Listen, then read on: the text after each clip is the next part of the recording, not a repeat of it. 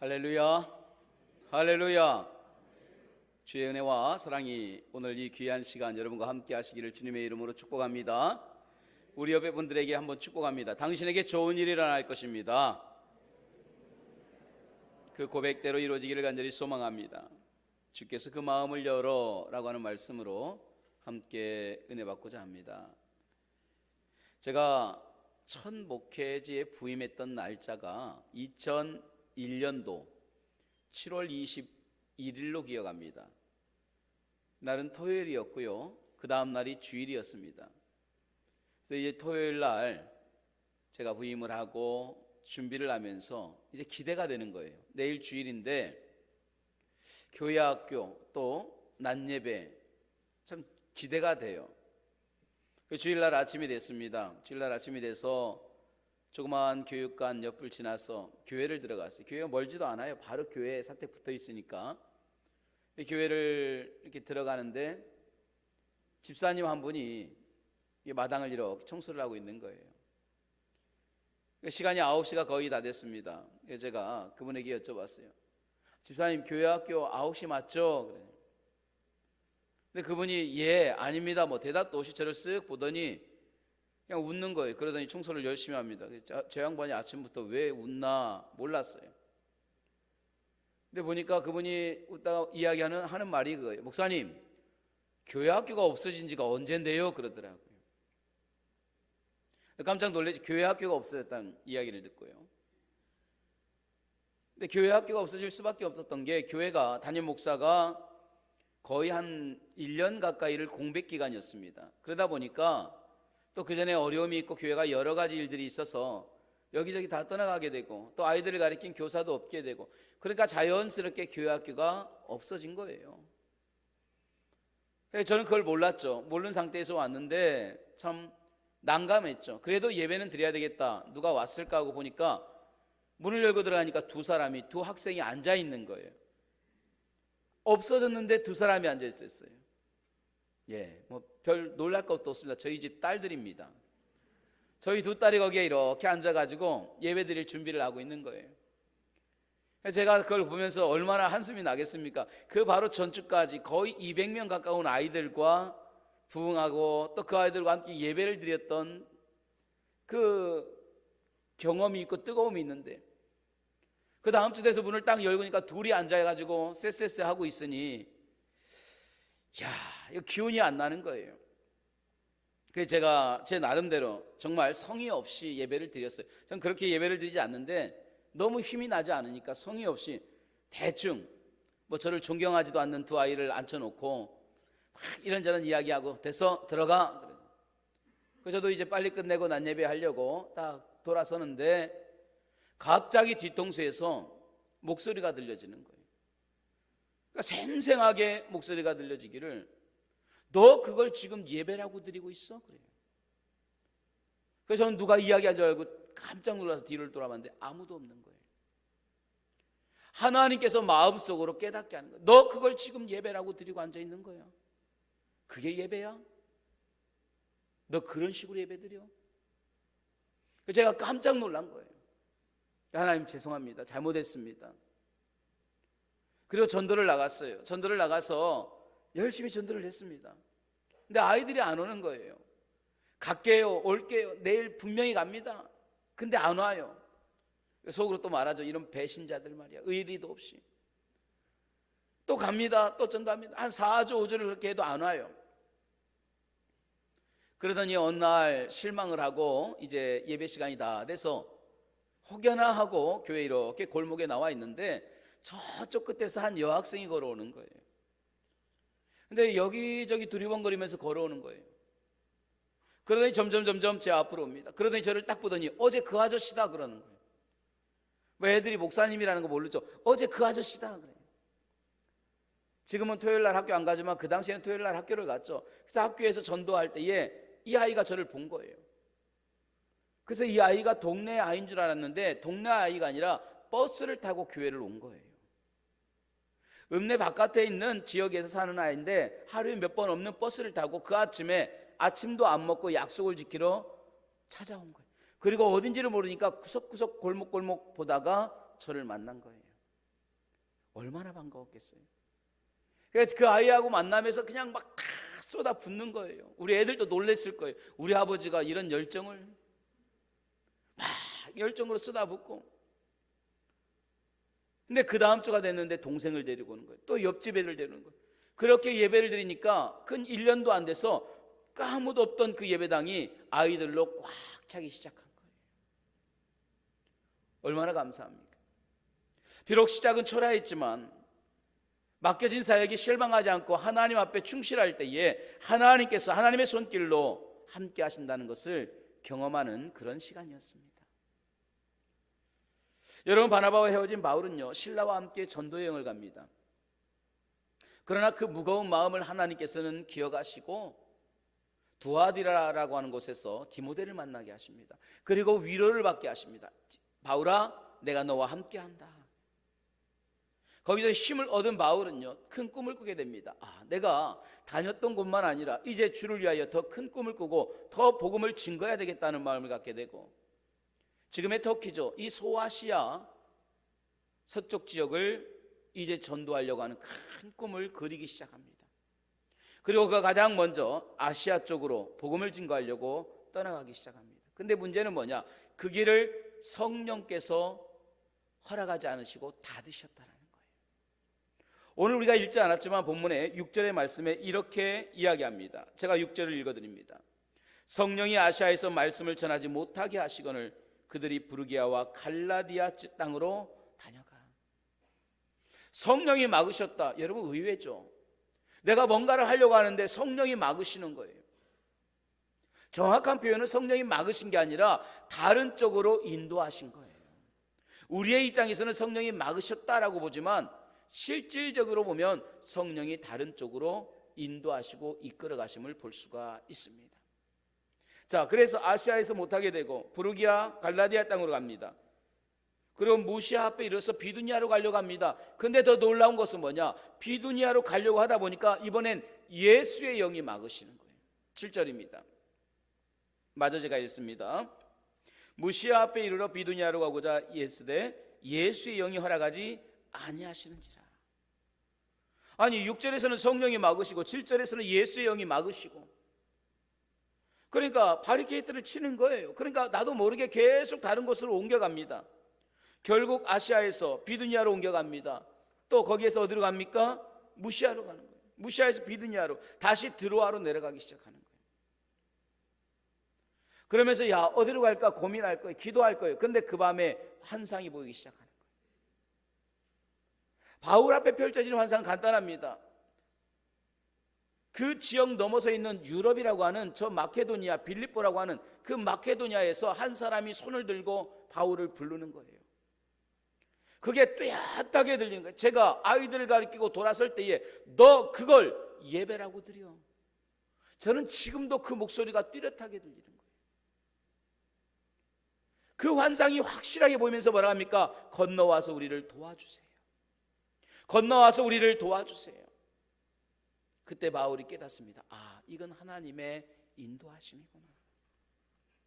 내가 원하는 것이 아니라 하나님이 원하는 길, 하나님께서 인도하셨음을 바울은 고백합니다. 그것이 10절의 말씀입니다. 제가 읽습니다. 바울이 그 환상을 보았을 때 우리가 곧 마케도냐로 떠나기를 힘쓰니 이는 하나님이 저 사람들에게 복음을 전하라고 우리를 부르신 줄로 인정함이라. 하나님이 우리를 부르셨구나. 그리고 인정하기 시작하는 거예요. 여러분, 그렇게 오늘 바울은 마케도냐로 떠나가게 됩니다. 자, 그럼 마케도냐, 하나님의 이런 인도하심에 가는 마케도냐는 어떤 지역인가? 우리 한번 볼까요? 자, 11절 12절입니다. 11절과 12절 우리 한번 같이 읽어보겠습니다. 시작. 우리가 드로아에서 배를 타고 사모드라게로 직행하여 이튿날 네아폴리로 가서 거기서 빌립보에 이르니 이는 마케도냐 지방의 첫 성이요 또 로마의 식민지라 이 성에서 수일을 유하다가. 마케도냐의 첫 성이 어디냐? 빌립보예요. 첫 관문이고 첫 성이다, 이 말은 그냥 큰 곳이다 라는 거예요. 빌립보가 그래도 하나의 수도입니다. 도시였어요. 이 마케도냐 빌립보는요, 로마의 통치 아래 있지만 그나마 좀 자유로운 곳입니다. 그리고 성령님의 인도하심에 따라서 오늘 바울은 여기까지 온 거예요. 자, 이 정도 되면 우리는 그 생각을 할 거예요. 하나님이 나를 여기로 이끌었으니 얼마나 큰 계획이 있을까 기대할 거예요. 내가 가려고 했던 아시아 지역도 막으시고 비두니아 지역도 막으시고 무시아도 다 막으셨는데, 자, 하나님이 나를 이곳으로 이끌어가는 이유는 분명히 있을 거야. 그 하나님의 어떤 뜻이 있을까? 여러분 기대하지 않았겠습니까? 어쩌면 바울은 마게도냐로 건너오면서 처음 가는 유럽 땅에 하나님이 큰 성을 준비하고 수많은 사람이 나를 기뻐하고, 아니면 회당도 예배당도 잘 지어져서 이제 나오기만을 학수고대할지도 몰라. 어쩌면 그런 생각을 했을 거예요. 사람들의 환영과 박수를 기대했을지도 몰라요. 그런데 문제는 뭐냐? 건너가고 나니까 아무것도 없는 거예요. 안식일이 되어서 예배 처소를 찾으러 갔는데 아무것도 없어요. 회당도 없어요. 사람도 없어요. 함께 모여서 기도하는 사람조차도 없어요. 찾다 어디로 가느냐? 문 밖에 있는 강가로 나가는 거예요. 13절입니다. 안식일에 우리가 기도할 곳이 있을까요? 문 밖 강가로 나가 거기 앉아서, 거기 가보니까 몇 명의 여자들만 있는 거예요. 바울이 문 밖에 있는 강가, 성문 밖에 있는 강가를 찾은 이유는 간단합니다. 당시 이스라엘 사람들의 문화적인 배경이 그랬어요. 여러분, 비가 없고 물이 부족한 이스라엘, 또 물이 귀한 나라에서는 항상 물에 대한 것에 사람들의 동경심이 있어요. 그래서 내가 수고하거나 내가 땀을 흘리거나 내가 노력해서 판 그러한 웅덩이나 이런 것이 아닌 자연에서 얻어지는 하나님이 주시는 비나 우물이나 강은 하나님의 은혜예요. 그러니까 은혜는 무조건, 강은 은혜예요. 비도 은혜예요.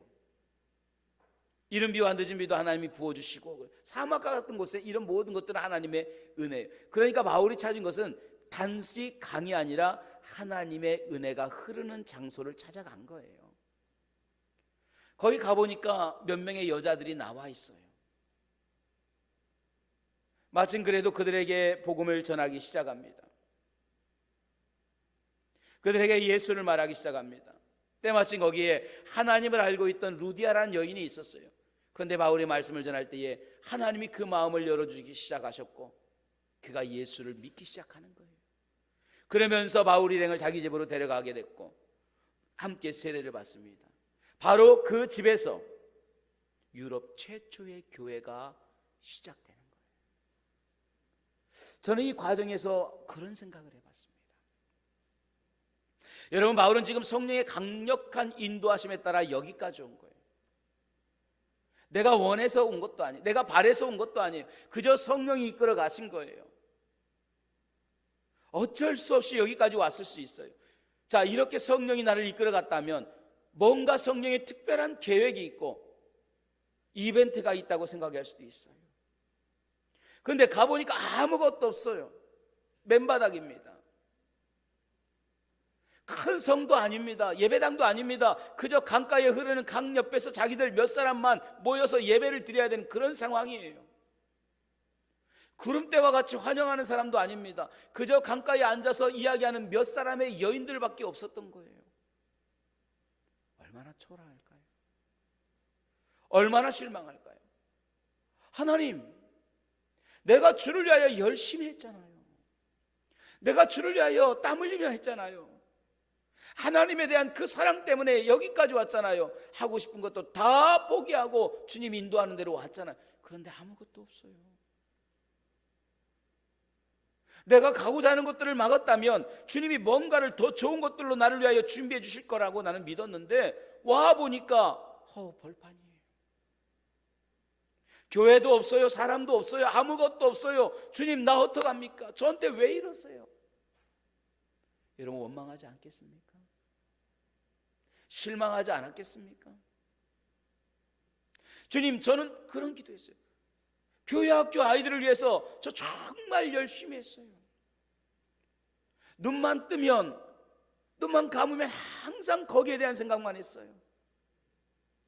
그 아이들 부흥시키려고 몸부림을 쳤고 부흥이 됐어요. 주님이 나를 향한 큰 기대가 있고 이제 담임 목사로 나갈 때에 내가 어디로 가야 되겠다는 기대감도 있었어요. 근데 뜻하지 않게 여기로 왔는데 아무도 없어요.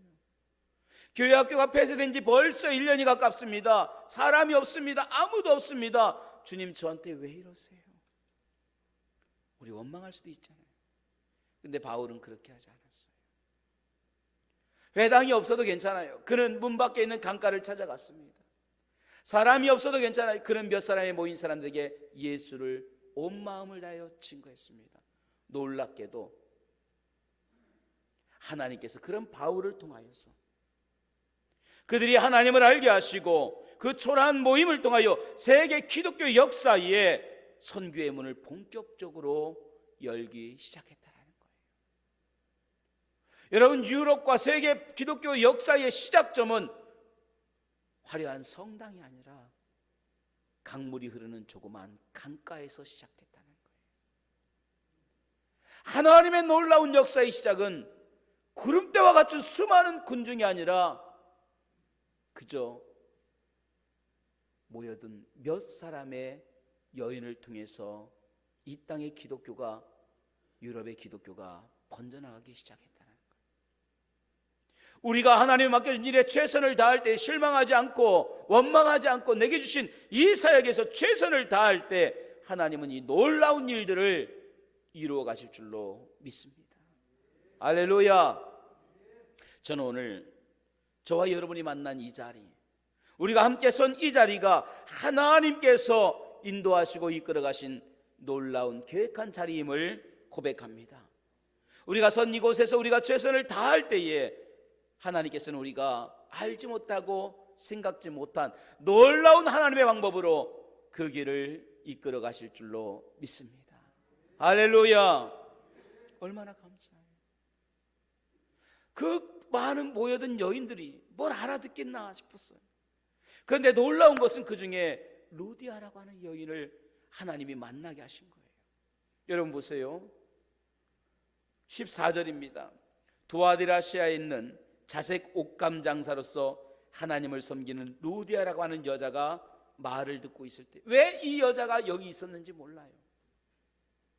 그 많고 많은 지역에서 왜 이 문밖 강가에 이 자리에 있었는지 몰라. 그런데 하나님은 아시아도 막으시고 비두니아도 막으시고 무시아도 막으셔서 바울을 뜻하지 않게 여기로 이곳 강가로 만나게 하신 거예요. 그러면서 그 바울을 통해서 하나님은 어떤 일을 행하느냐? 주께서 그 마음을 열어. 저는 이 말씀이 참 좋아요. 주어진 환경이 화려한 예배당이 아니어도 괜찮습니다. 수많은 사람이 아니어도 괜찮습니다. 비록 성문 밖에 있는 조그만 개울가여도 괜찮습니다. 내게 주신 이 자리에서 최선을 다하고 맡겨주신 그 사명을 감당할 때 하나님께서는 그 하나님의 역사를 이루어 가실 줄로 믿습니다. 주께서 그 마음을 열어. 여러분, 이 구절을 잊지 마세요. 오늘 이 자리에 우연히 와 있는 분들도, 야, 내가 못 갈 건데 오늘 이 예배에 어쩔 수 없이 왔어, 시간이 안 됐는데 그나마 돼서 왔어, 이러 할지라도 이것도 하나님의 뜻입니다. 어떤 모양으로 우리가 이 자리에 와 있을지는 모르겠지만 하나님께서 분명히 이 말씀을 통하여 우리의 마음을 열어 가실 줄로 믿습니다. 오늘 하나님께서 여러분의 마음을 활짝 열어서 말씀을 듣고 그 말씀을 받아들이고 예수 그리스도를 통해서 여러분을 위한 놀라운 하나님의 계획에 여러분 쓰임받는 소중한 시간이 되기를 주님의 이름으로 축원합니다. 할렐루야. 주께서 그 마음을 열어. 내가 여는 거 아니에요. 여러분, 목사가 설교하지만 목사가 여는 게 아니에요. 이 시간 하나님이 여러분의 마음을 만져주시는 거예요. 말씀을 통해서 다친 그 마음 한 사람 한 사람을 만져주시고 상처난 그 마음을 싸매주시고 돌같이 굳어진 그 마음을 깨트려 주시는 줄로 믿습니다. 내 남편의 마음을 주님이 만져주시는 거예요.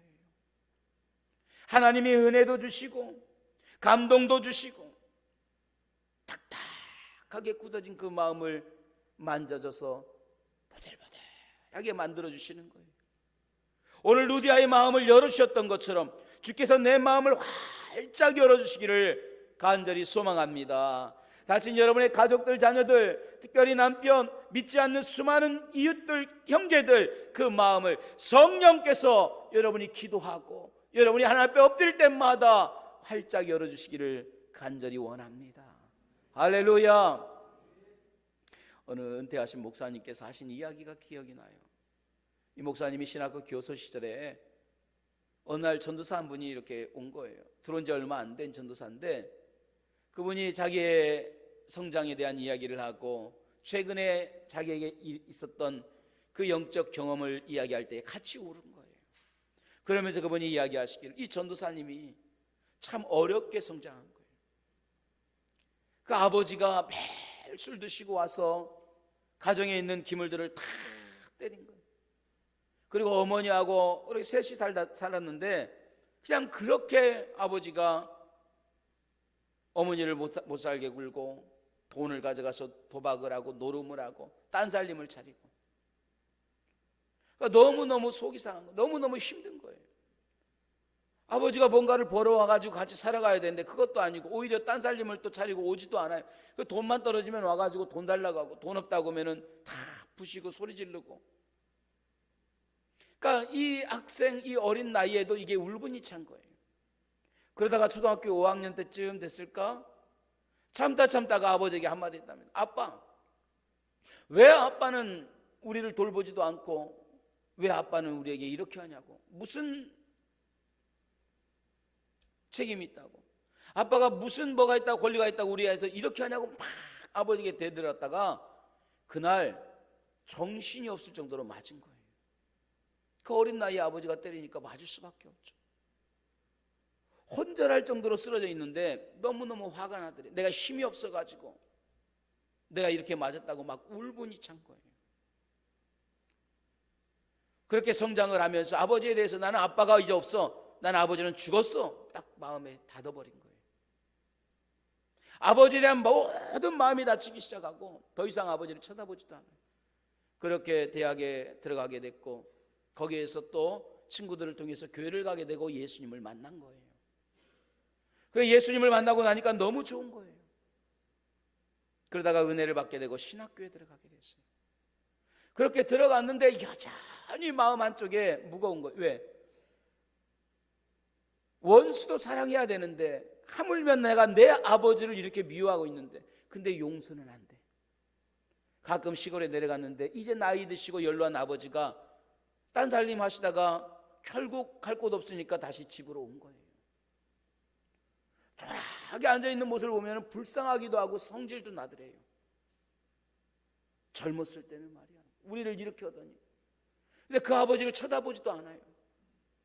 그 아버지를 아버지로 대답도 안 하고 말도 안 하고 그냥 눈빛만 주고 그냥 와버리는 거예요. 근데 그렇게 올라올 때마다 본인이 괴로운 거예요. 그러지 말아야지 하는데 또 그렇게 되고.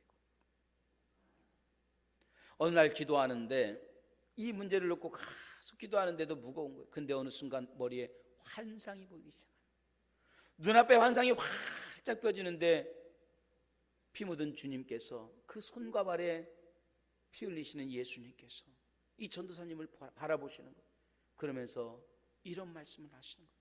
사랑하는 종아, 나는 너를 위하여 십자가를 졌건만 너는 내 아버지 한 사람을 용서하지 못하겠니? 아버지 용서해주면 안 되겠니? 생생하게 듣고 통곡이 나오더랍니다. 밤새 통곡하고 다음날 수업에 들어가지 않고 시골로 내려간 거예요. 시골로 내려가서 보니까 그 아버지가 여전히 그냥 멍하니 앉아있는 거예요. 근데 아들을 보면서 경계하는 눈빛이에요. 힘없는 노인네니까. 젊은 아들이 자기가 어렸을 때 받은 그 마음의 복수심을 하면 힘이 없잖아요. 그 아들을 두려워하는 거예요. 그런 아버지를 모시고 안에 들어갔어요. 그리고 방에 앉혀놓고 그 아버지에게 큰 절을 한 거예요. 아버지도 놀랬죠. 그리고 그 아버지를 끌어안으면서 아버지 죄송해요, 아버지 사랑합니다 고백을 했답니다. 근데 자기도 모르게 눈물이 막 흐르더래요. 그 응어리진 것이 다 풀어지기 시작하면서 열리기 시작하는 거예요. 더 놀라운 것은 평생에 울지 않던 그 아버지가 눈물을 줄줄줄줄 흘리기 시작하더래요. 그러면서 아들에게 미안하다, 내가 잘못했다, 용서해다오. 아버지도 열리고 아들도 열리기 시작하는 거예요. 하나님이 그 전도사님의 마음을 열어주기 시작하니까 그 전도사를 통하여 아버지의 마음이 열어지기 시작하는 거예요. 오늘 예수의 영이 막으셨어요. 오늘 성령께서 바울의 귀를 막으셨어요. 아니, 막은 것이 아니라 오늘 마게도냐로 돌리신 거예요. 그리고 그 바울의 마음을 열어주시고 마게도냐를 받아들이기 시작하니까 그 바울을 통해서 루디아라는 여인의 마음을 열어주기 시작하는 거예요. 그 루디아를 통하여 유럽의 복음의 시작점이 되게 하신 거예요. 사랑하는 주의 종들이, 유럽 최초의 교회는 화려하거나 대단하게 시작한 것이 아닙니다.